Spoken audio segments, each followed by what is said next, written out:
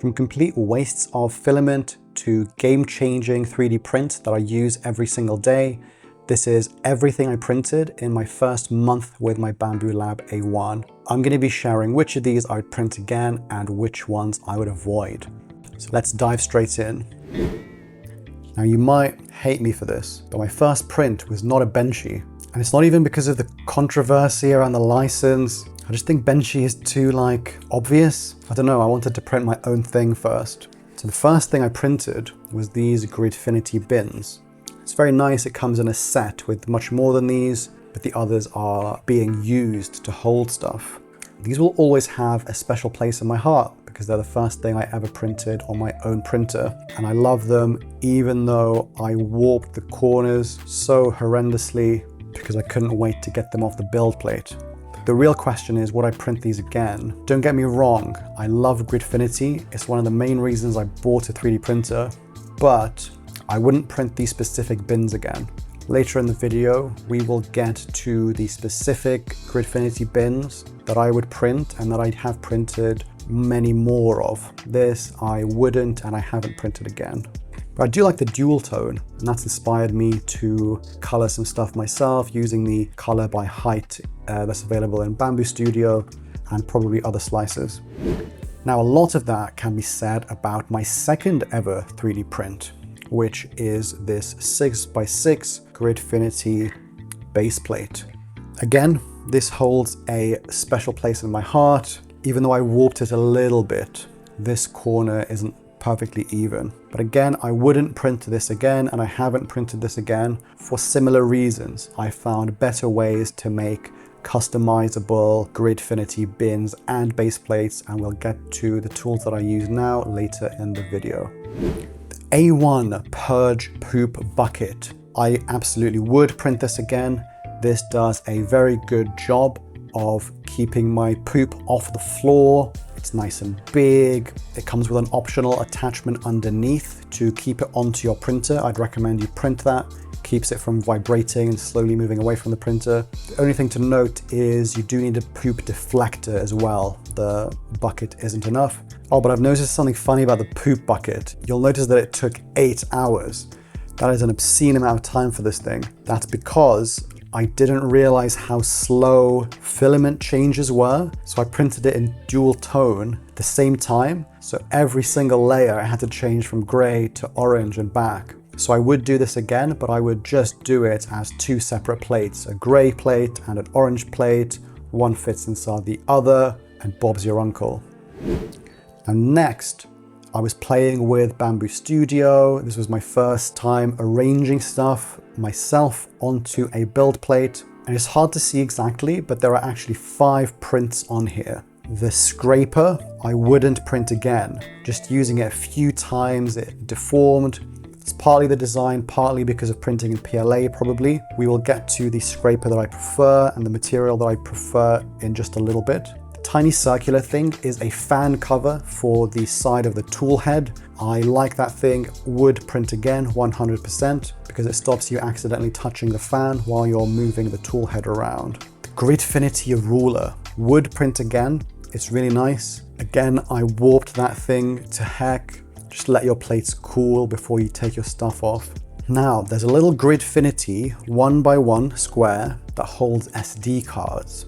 I would not print this again. Now this could be great if your SD cards are neatly organized in a drawer and you want them to be stacked nicely. It holds SD and micro SD cards. I prefer this thing. This is a little credit card shaped and sized thing.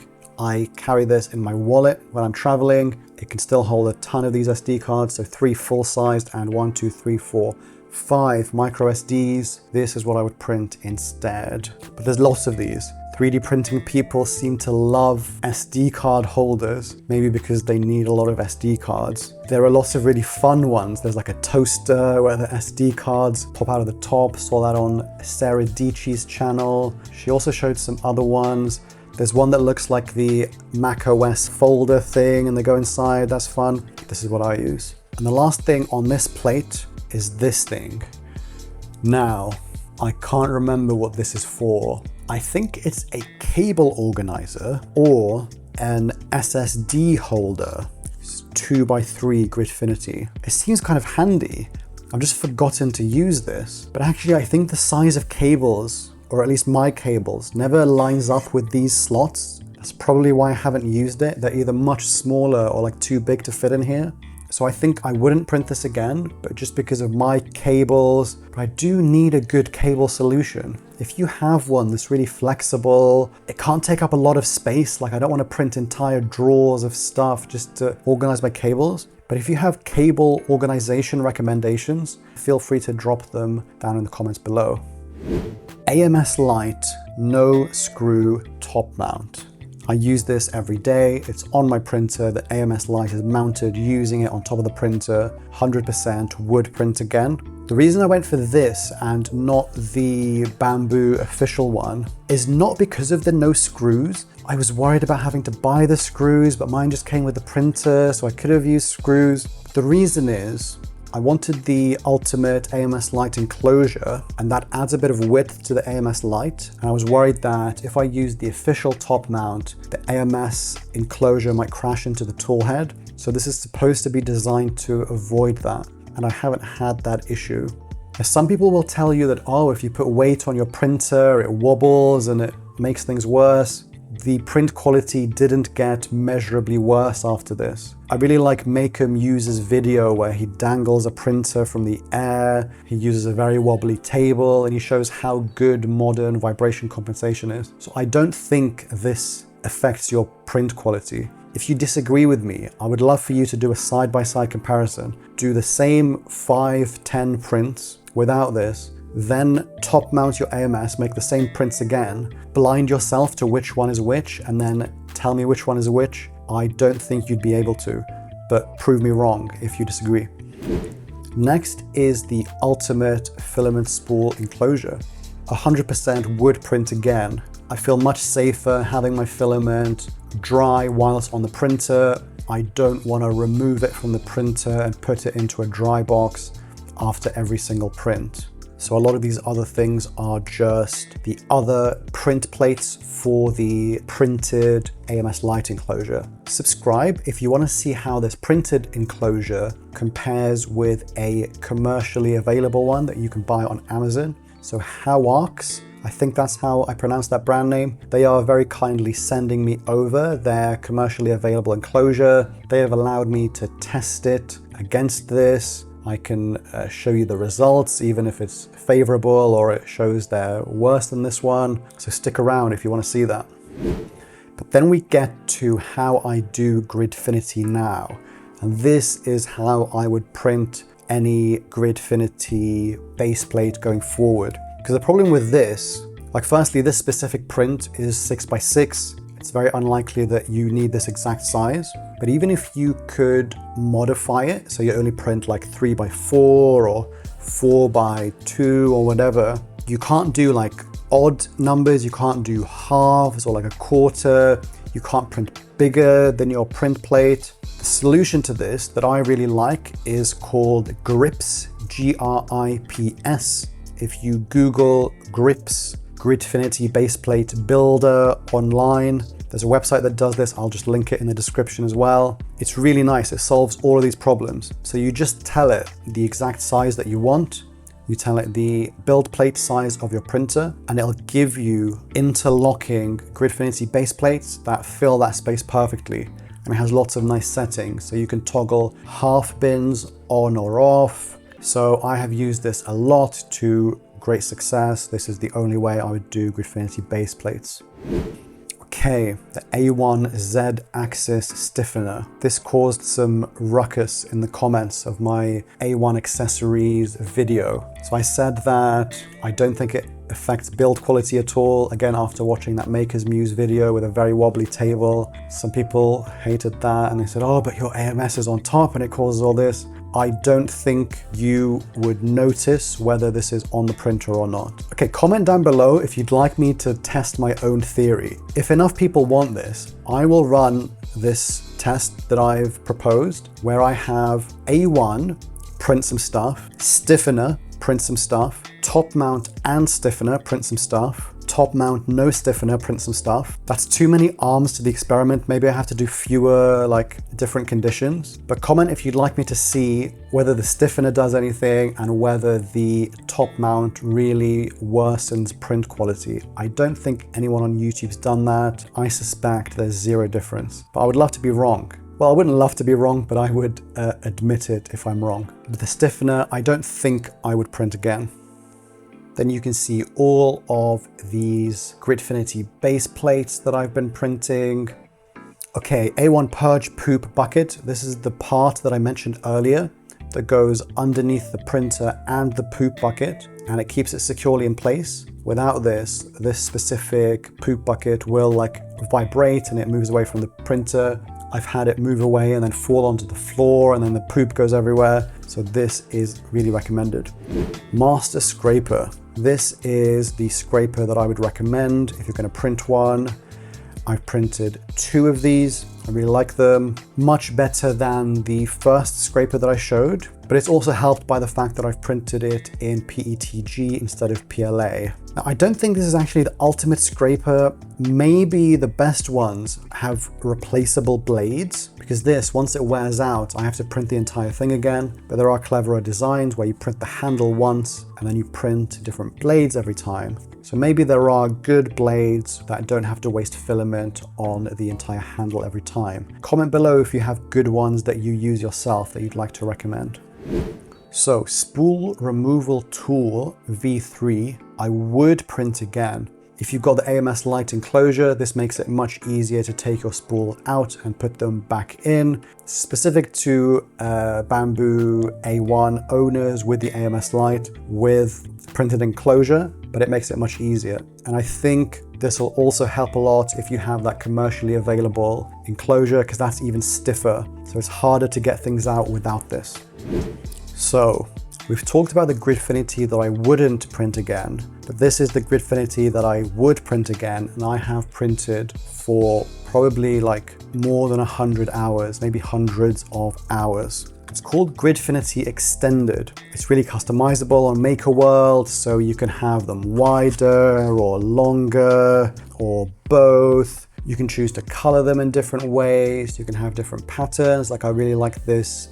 This is either Voronoi or Voronoi Grid, but I really like this. I like this kind of design that I've come up with. The license is quite permissive, so let me know if you'd like me to drop a set, which is like the first thing we saw, where it's a plate, it's ready for you, you just print it, but it uses this thing. Let me know if you'd be interested in that. Even if not, really easy to configure these yourself. You can have these lips, you can remove them, you can do like almost anything you can imagine. So 100%, these are the Gridfinity bins that I would print again. So here I am printing the AMS light enclosure again. I think that's just because I was printing it for the other side. You can see how many of these bins I'm printing. Master scraper, I kind of thought about doing 4, but then I cancelled it. You don't need 4, they last really long. I've only needed 2 in these 4 months of printing or so. Filler meter. I think it has its uses, especially if your spools are in the AMS light and they're facing away from you, because you're not always going to see the little gauge for how much filament's left. But actually, I don't think I would print this again, just because I don't find myself using it a lot. I've learned to kind of eyeball it. I can tell like, oh, it's nearly empty, I'm not going to be able to print this. Or, okay, there's like more than half of the spool on, it's fine. Test model for transparency. What a throwback. So I wanted to print the most transparent PETG that I could, and I watched videos about it. There are these specific test models for it. I was doing some kind of experiment. But if I'm being completely honest with myself, they all look the same to me. So more experienced 3D printers like CNC Kitchen printed a bunch of these, and he was like, oh, you should do this speed and this layer height, because can't you see? It looks so much more transparent. But to me, it's all kind of the same.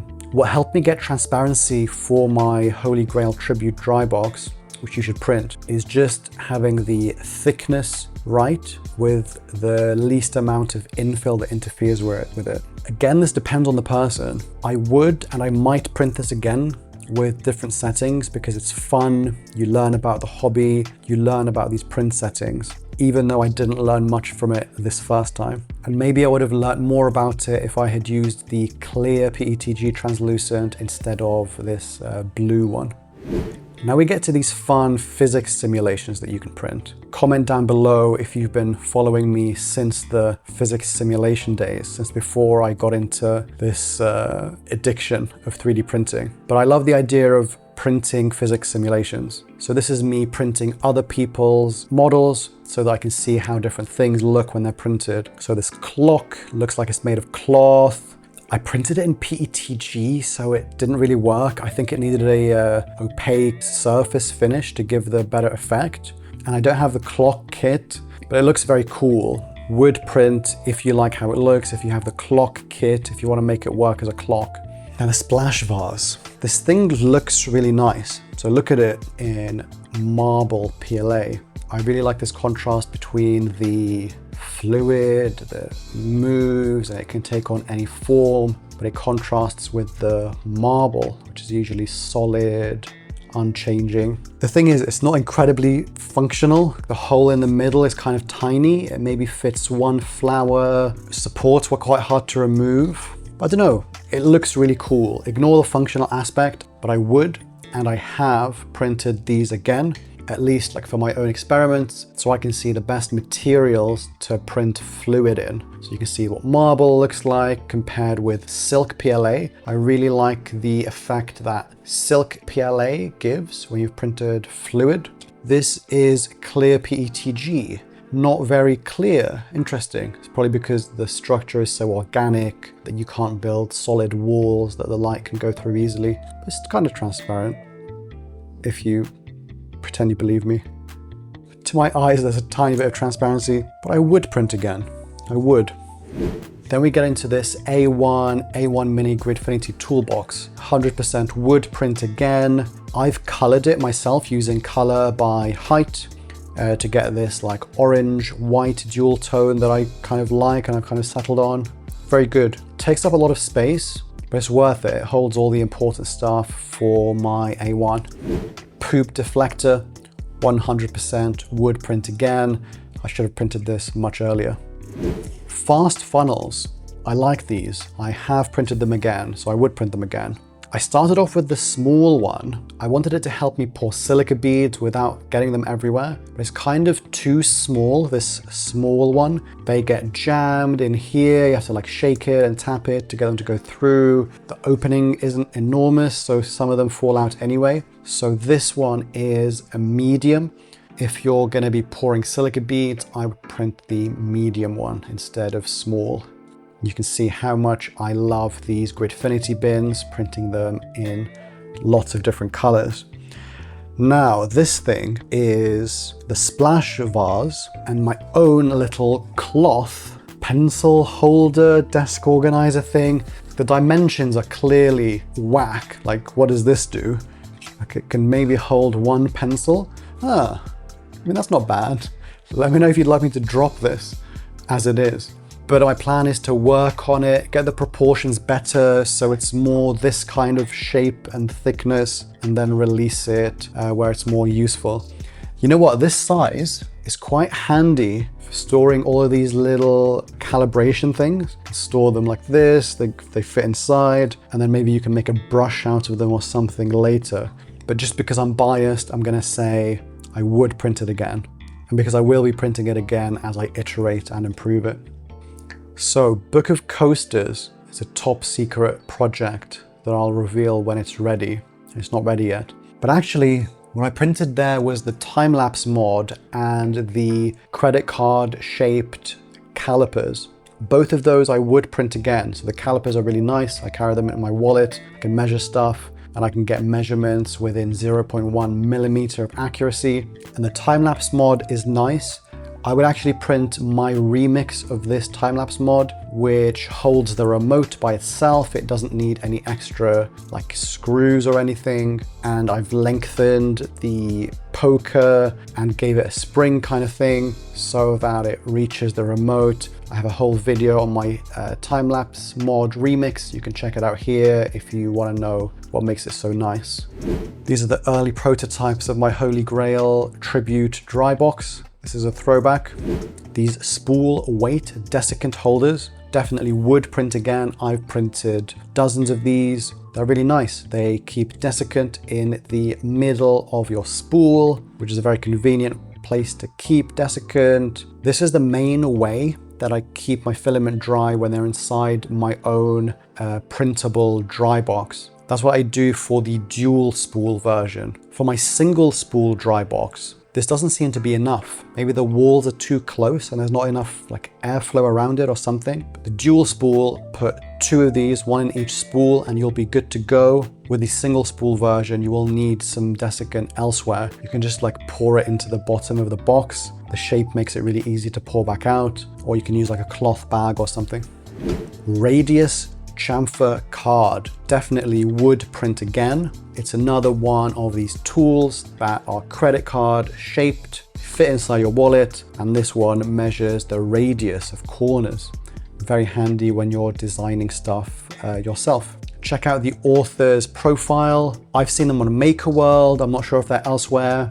They make lots of these things, all really intuitive, like really cool designs. Really impressive how they get it so tiny, but still so functional. So this is me iterating on the time-lapse mod to improve it. Again, you can watch my video to see how I did that. You can see how many more of those desiccant holders that I'm printing. I'm printing lots of them. Gridfinity, using grips. So these things are gonna all slot into each other. Really nice.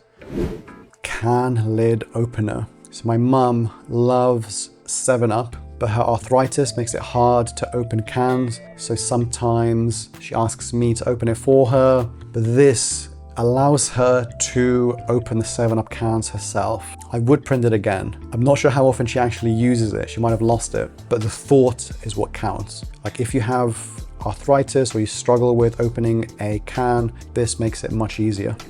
Big storage basket system. Okay, at the same time, do not print this exact thing, but I love these things. So the things that I've been printing here have a gridfinity base, but that's a complete lie. Like gridfinity stuff just doesn't seem to fit. I don't think they've tested it properly. And also the walls of the box prevent these from going in the sides. So actually you lose the entire outer rim of gridfinity. So don't print the gridfinity thing, but print it with a flat bottom. It's a really nice box. 12 hours sounds like a lot, but this thing is enormous. It's like almost the entire size that a standard 256 cubed printer can print. And it's so filament efficient. It's like incredible how little filament this uses. Just over there, I'm looking at 6 of them. I have at least 4 in my bedroom. I love these things, 100% print again, but not gridfinity. So this donut shaped thing allows you to place silica beads inside. It fits on a standard. This is designed for bamboo reusable spools. And the idea is you can put it in your filament dryer and dry it as if you're drying filament, or if you've got the Qi 2, you can dry 2 spools at once. You can have one that's filament, one is this, and then while you're drying your filament anyway, the idea is you can dry your silica beads as well. I would not print this again, and to find out why, you have to watch this video where I compare drying silica in a filament dryer compared to the microwave. These are a lid and a funnel for the spool-shaped desiccant holder. If you have it, you need these. They allow you to use it like much more seamlessly. But again, I wouldn't print these again for the same reasons as the donut-shaped thing itself. If you are going to use it, like there are use cases for this, it's not binary. If you are going to print these, be careful because my silica beads were smaller than the author's. And so they fell through the holes, but luckily there is a separate print profile with smaller holes that worked for my size of silica beads. Bamboo A1 lubricant applicators would print again. They make applying lube to the y-axis much more easy. I haven't lubed the other axes yet, but I'm sure they'll come in handy. I hope my printer doesn't pay the price for my laziness. I am lubing the axis which it tells me to lube. Flexi filament clips. Now, as you can tell if you look inside this pot, maybe you can't tell because of the lighting, I am printing a lot of these. So yes, I would print again, but with the caveat that if you print it in a normal material like PETG or, God help you, PLA, and you dry filament with this on, it will deform. Even in PETG carbon fiber, if you put this on a spool, dry the spool, this will deform and it'll lose this spring. But it's very good for filament that you're not actively drying.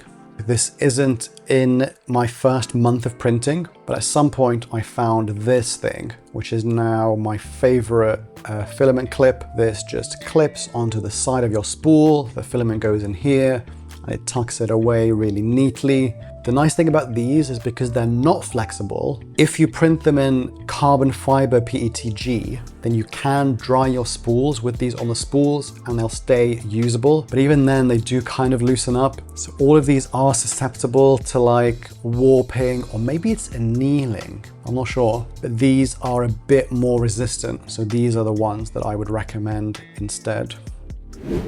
Multicolor filament. I would and I have printed my own filament again. If you want to know why you would print your own filament, if you want to learn about all the problems that I came across so you can learn from them and do it better, watch this video. I've made an entire video about this print because I like it so much. So I got my printer at the beginning of July 25, and this is everything I printed in the month of July. Let me know what you think of this format. I have been printing a ton of stuff. So this came off the build plate today. So let me know if you'd like to see a longer version of this with everything I've printed this year that I'm thinking of posting in January. It'll be much more comprehensive. It won't just be these like beginner functional prints that solve 3D printing problems. They'll also include things that change my day-to-day life, that make my life easier outside of 3D printing. As always, huge thank you to every supporter on Patreon and every channel member. If you like this content and you're able to, your support is greatly appreciated, whether it's on Patreon, YouTube memberships, or if it's just buying your 3D printing supplies using my affiliate links. If you want to learn about my journey of how I remixed that time-lapse mod, check out this video. The reason this mod is so nice is because it allows you to take time lapses with your Bamboo A1 or A1 Mini with any camera brand. So let's dive straight in. Let's dive, what did I just say?